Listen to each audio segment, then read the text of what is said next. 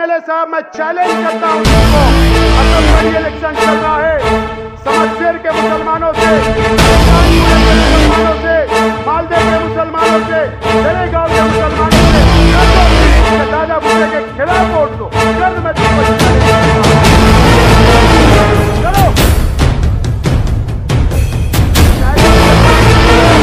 करो, स्टेज लगा करके दादा भुसे के खिलाफ वोट देना।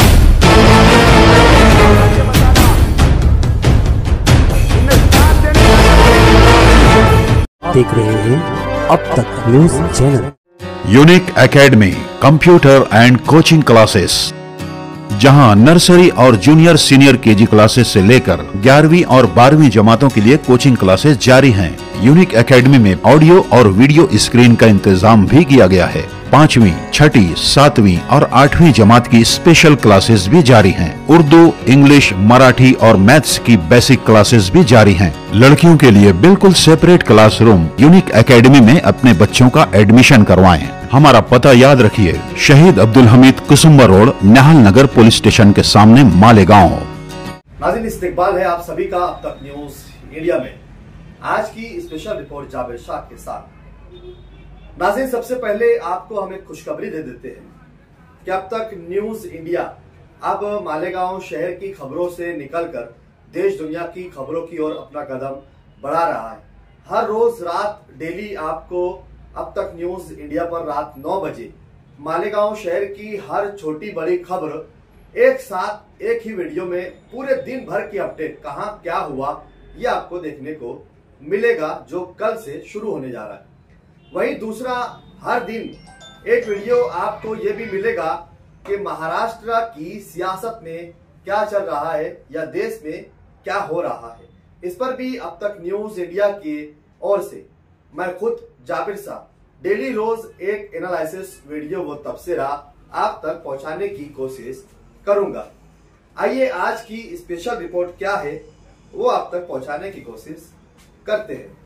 मालेगांव शहर के सोशल मीडिया पर एक स्टिकर, एक बैनर बहुत जोरों शोर के साथ वायरल हो रहा है।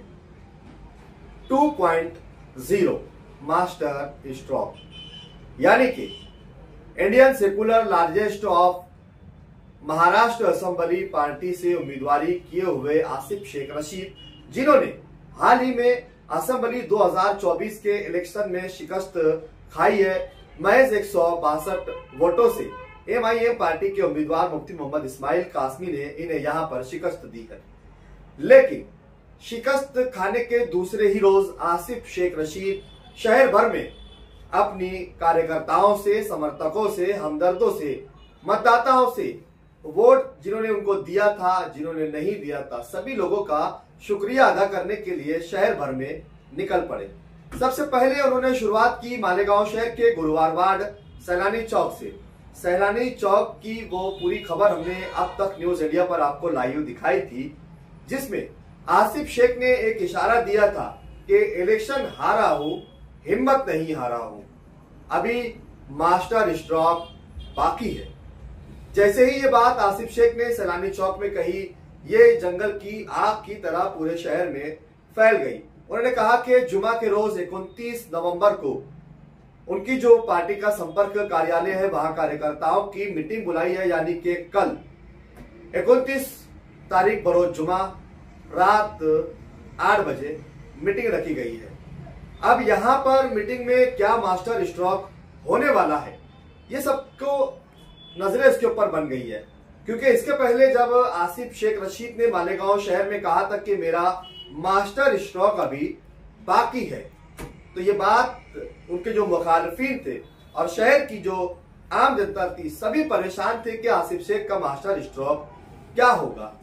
वो सभी जानते हैं कि उस मास्टर स्ट्रोक में क्या था, क्या हुआ। हम उस तरफ नहीं जाएंगे, हम आगे बढ़ेंगे और आगे बात करेंगे कि 2.0 मास्टर स्ट्रोक क्या है।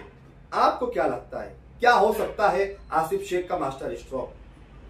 महाराष्ट्र में आसिफ शेख ने जिस पार्टी से उम्मीदवारी की है वो नई पार्टी है, वो नई रजिस्टर हुई है। उस पार्टी का मालेगांव के अलावा कहीं भी कोई वजूद नहीं है। मुफ्ती मोहम्मद इस्माइल कासमी ने जिस पार्टी से उम्मीदवारी की है पूरे महाराष्ट्र में उस पार्टी का सुपड़ा साफ हो गया है। वाहिद एक सीट मालेगांव शहर की चुनकर आई है। फिर आसिफ शेख किस दम पर कह रहे हैं कि मेरा मास्टर स्ट्रोक अभी बाकी है। चुनाव हारने के बाद भी ये हिम्मत, ये हौसला, ये जुनून और ये मास्टर स्ट्रोक की जो बात हो रही है वो क्या है। पूरे इलेक्शन में दोनों ही पार्टियां एक दूसरे पर बीजेपी की बी टीम होने का आरोप लगाती रही। एमआईएम पार्टी के स्टेटों से आसिफ शेख को अजीत पवार इत्मीनान से बैठ जाएं सभी हज़रात। और बीजेपी का उम्मीदवार बताया गया।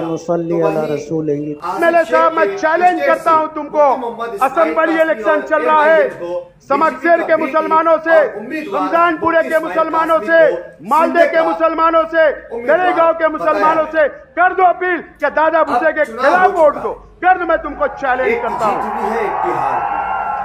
ऊपर सरकार में महायुति की अखंड सरकार, बहुमत की सरकार बनने के लिए जा रही है, जिसके मुख्यमंत्री देवेंद्र फडणवीस होंगे और डिप्टी सीएम एकनाथ शिंदे और अजीत पवार, ये दोनों डिप्टी सीएम होंगे। बाकी होदों की अभी तकसीम नहीं हुई है, वो अपडेट भी हम आप तक पहुंचाने की कोशिश करेंगे, लेकिन इस वक्त बात सिर्फ 2.0 मास्टर स्ट्रोक पर करेंगे। क्या हो सकता है आसिफ शेख? सिर्फ अल्लाह से डरने वाले लोग हैं। आसिफ शेख को जिस तरीके से अजीत पवार को बीजेपी का उम्मीदवार बताया जा रहा है, मेरा साथ दो। और एक बात और मैं बोलना चाहता हूँ, जो 2.0 मास्टर स्ट्रोक की बात कर रहे हैं, जीत क्या इतने चर्चे नहीं है, तुम्हारी हार के क्या उन्हें ऑप्शन में लिया जाने वाला? मैं देख रहा था उन लोगों के चेहरे, बहुत तेजी के साथ शहर कल मैं उनके चेहरे देख रहा था तो मायूस थे। सच्चाई के बाद मायूस चंद ही रोज में क्यों पता है क्या? उनको मालूम है कल की आसिफ शेख की होने वाली जो मीटिंग है उसमें आसिफ शेख क्या खुलासा करने वाले हैं, इस बात पर भी नजर बनी हुई है। लेकिन सवाल इस वक्त ये है, क्या आसिफ शेख राष्ट्रवादी पार्टी के जो आज सुप्रीमो है अजीत पवार, इनके संबंध, आसिफ शेख और अजीत पवार के काफी अच्छे संबंध है, काफी अच्छे ताल्लुकात है। इलेक्शन से पहले जिस तरीके की उनकी मुलाकातें और 5 साल अपोजिशन में रहते हुए जिस तरीके से अजीत पवार से फंड पे फंड, टप्पे पे टप्पा लाना, ये भी कहीं ना कहीं अजीत पवार और आसिफ शेख के बीच में एक मजबूत रिश्ता बताता है। क्या यही वो रिश्ता बुनियाद तो नहीं है कि अजीत पवार आसिफ शेख को यहां पर ऑप्शन में लेकर उन्हें एमएलए बनाने की तैयारी तो नहीं हुई है? क्या 2.0 का यही मास्टर स्ट्रोक तो नहीं है कि अजीत पवार गुट में आसिफ शेख रशीद को ऑप्शन में लिया जा रहा है? ये सवाल पूरे शहर में है।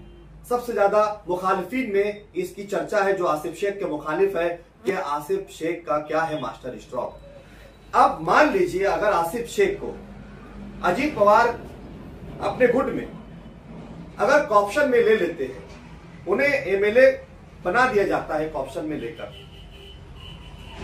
तो क्या ये एक बड़ा सवाल नहीं होगा कि आसिफ शेख पर जिस तरीके के इल्जाम और आरोप लगाए जा रहे थे कि वो अजीत पवार के उम्मीदवार है, ये बात सच साबित हो जाएगी।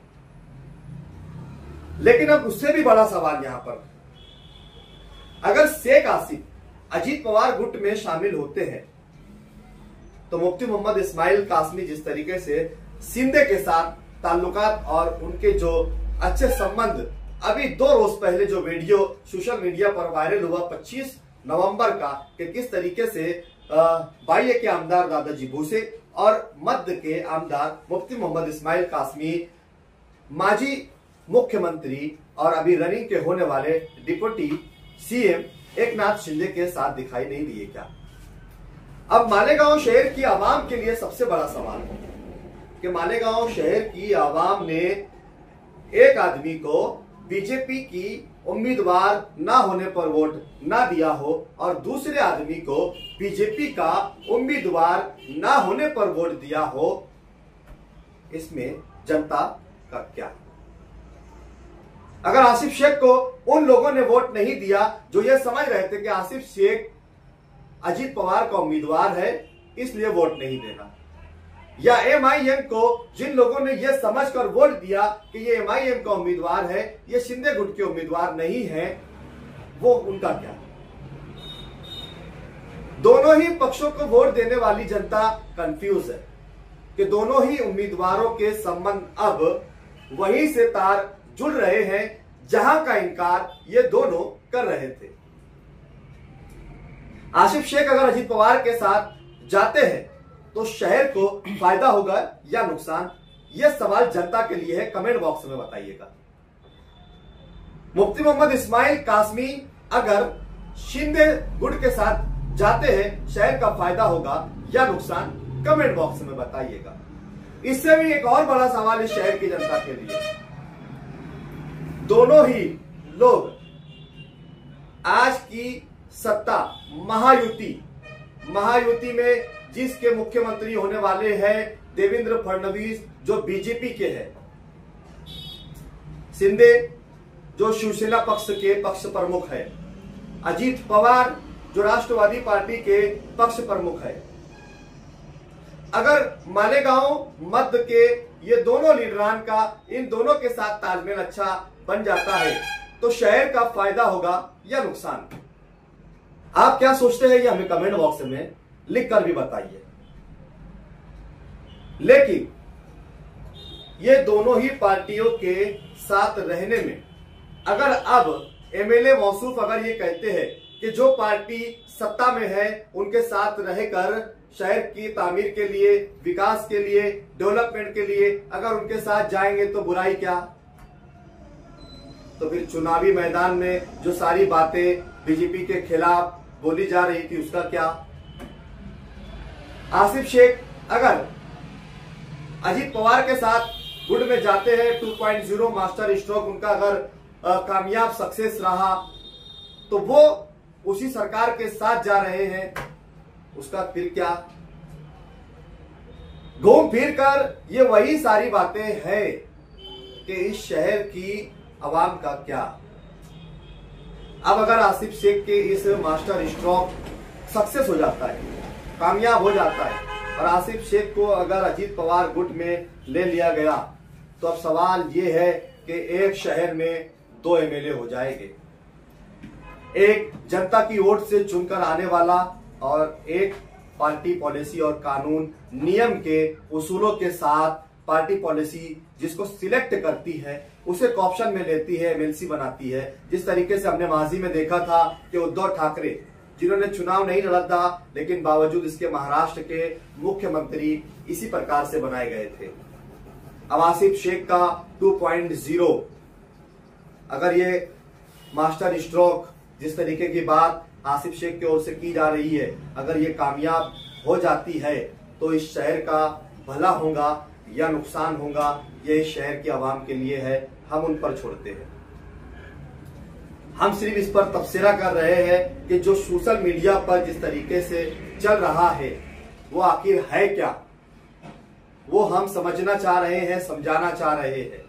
जनता इसको कितना समझ रही है, अगर आप में से कुछ लोग इसको समझ रहे हैं तो कमेंट बॉक्स में हमें भी समझाइए और ये वीडियो देखने वालों को भी समझाइए कि आसिफ शेख का 2.0 मास्टर स्ट्रोक क्या है।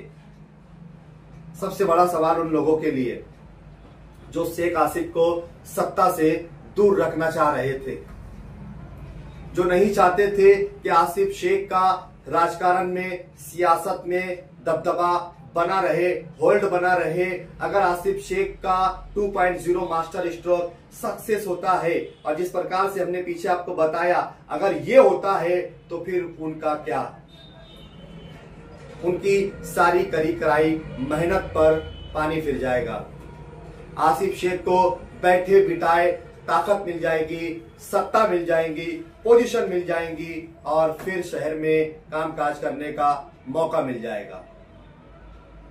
लेकिन हम जहां तक समझते हैं कि इससे शहर का ही भला होगा। आपको क्या लगता है? एक शहर में अगर 2 एमएलए हो जाएंगे तो इसमें शहर का विकास और डेवलपमेंट कैसे हो सकता है? शायद दोनों ही आपस में अपनी ज्यादा काम करवाने के लिए कि मैंने ज्यादा काम किया, वो कहे कि मैंने ज्यादा काम किया, इसके लिए ज्यादा से ज्यादा मीडिया शहर में लाने का कामकाज होगा। लेकिन ये सारी बातें अभी ख्याली पुलाव की तरह है। क्योंकि ये मास्टर स्ट्रोक की बात है। वो मास्टर स्ट्रोक क्या है, ये सवाल है। 2.0 मास्टर स्ट्रोक की जो बात आसिफ शेख ने शहर में छोड़ी है, ये पूरे शहर के लिए एक वसवसा हो गया है कि आसिफ शेख कौन से मास्टर स्ट्रोक की बात कर रहे हैं। क्या हमने जिस मास्टर स्ट्रोक पर नजरसानी आपकी करवाई है, कहीं वही मास्टर स्ट्रोक तो नहीं है? लेकिन कल आसिफ शेख की जो मीटिंग है, वहां हो सकता है इस पर कुछ रोशनी डाली जाए, कुछ इशारे मिल जाए, वो भी हम आप तक पहुंचाने की कोशिश करेंगे। लेकिन आप कमेंट बॉक्स में हमारी इस 2.0 मास्टर स्ट्रोक का जो तबसरा हमने आप तक पहुंचाया है, वो आप उससे कितने मुतमईन हैं, और आपको क्या लगता है कि हमारा ये जो हमने तबसरा किया है, जो हमने इसका छानबीन का जो निकालने की जो कोशिश की है, जो आपको बताया है, क्या ये वही मास्टर स्ट्रोक है? इस पर भी आप हमें कमेंट बॉक्स में बताइए। और अगर हम गलत है तो ये भी आप कमेंट बॉक्स में हमें जरूर बताइएगा। वक्त वक्त से हम आपके बीच रोजाना डेली अपनी अपडेट पहुंचाते रहेंगे। और जिस तरीके से हमने आपसे कहा है कि कल से हम जिस तरीके का कामकाज शुरू कर रहे हैं, उसके लिए आप अब तक न्यूज इंडिया को सब्सक्राइब कर लें, क्योंकि बहुत मजा आने वाला है। अब हम इस शहर में एक नए ढंग के शो शुरू करने जा रहे हैं, एक नए तरीके कार शुरू करने जा रहे हैं, जिससे इस शहर की जनता को रोजाना डेली हर खबर से आगाह करवाया जाएगा। और बहुत जल्द अब तक न्यूज इंडिया इलेक्ट्रॉनिक मीडिया के साथ साथ प्रिंट मीडिया में भी कदम रखने के लिए जा रहा है।